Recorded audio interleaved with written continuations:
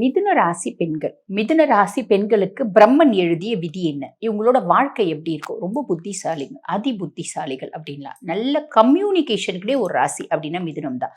மிதுன ராசி பெண்கள் பேச தெரியாத பெண்கள் இருப்பாங்களா? சான்ஸே இல்லை. அந்த பிள்ளை ரொம்ப படிக்கவே இல்லை, நல்ல புத்திசாலியா இருக்கும். நல்ல படிச்சிருக்கு, அதி புத்திசாலியா இருக்கும். பேச தெரியாம இருக்குமா, ஒரு காலகட்டத்துல அது பேச தெரியாம இருக்குது, வீட்டுக்குள்ளேயே இருக்கு, யார் கூடயும் பழக விடல, அப்ப பிள்ளைக்கு பேசவே தெரியல அப்படின்னாலும் ஒரு காலகட்டத்துல எக்ஸலண்டா பேசுவாங்க. என்னோட புத்திசாலித்தனம் தான் என்னோட மூலதனம், என்னோட வாய் தான் என்னோட முதலீடு, இதுதான் மிதுனம் அப்படின்னு சொல்லலாம். ரெண்டு சிம்பிள் அந்த ராசியினோட சிம்பிள் பார்க்கணும். ரெண்டு சிம்பிள் டூயல் கேரக்டர்ஸ், எப்பயுமே இரட்டைத்தன்மை அப்படின்றது இருக்கும். படிக்கும் போதே பிள்ளை 2 கோர்ஸ் படிக்கிறது, ரொம்ப பார்த்தீங்கன்னா ரொம்ப நல்ல அட்வைசஸ், வெரி குட் அட்வைசஸ். எல்லாருக்கும் நாங்கள் அட்வைஸ் பண்ணுவோம். ஆனால் நாங்கள் எதையுமே ஃபாலோ பண்ண மாட்டோம். எங்களுக்கு ஏதாவது ஒரு விஷயம் தேவை அப்படின்னா நாங்கள் என்ன பண்ணுவோம், எங்களுக்கு இது காத்து தத்துவ ராசி இல்லைங்களா, எப்பயுமே பார்த்தீங்கன்னா இவங்களை சார்ந்து ஒரு கூட்டம் அப்படின்றது இருக்கும்.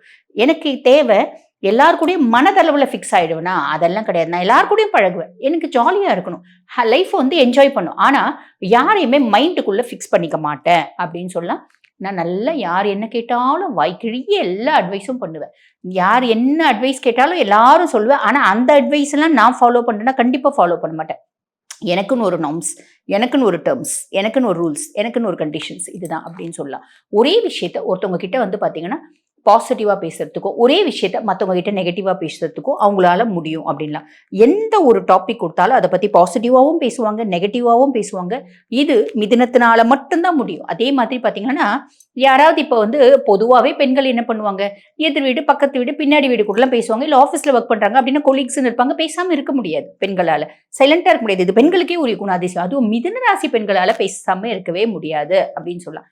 யாரோ ஆஃபீஸில் பார்த்தீங்கன்னா கொலீக் சொல்கிறாங்க, ஒரு இன்சிடென்ட் சொல்கிறாங்க, ஒரு பிள்ளையை பற்றி கேட்டுப்பாங்க. கேட்டுக்குன்னு ஓகே புதுசாக கேட்டுப்பாங்க. அதே விஷயத்த இன்னொரு பிள்ளை சொல்கிறாங்க, அப்படியா, அதே விஷயத்த இன்னொரு பேர் சொல்கிறாங்க, அப்படியா, அடடா, 10 பேர் சொன்னாலும் 10 பேர்கிட்டையும் நான் இப்போ தான் புதுசாக கேட்குறேன் அப்படின்ற மாதிரி கேட்டுப்பாங்களே தவிர வாயில் எந்த விதத்துலையும் வார்த்தையை விட்டுற மாட்டாங்க. எனக்கு தெரியுமே அப்படின்ற வார்த்தை சொல்லவே மாட்டாங்க.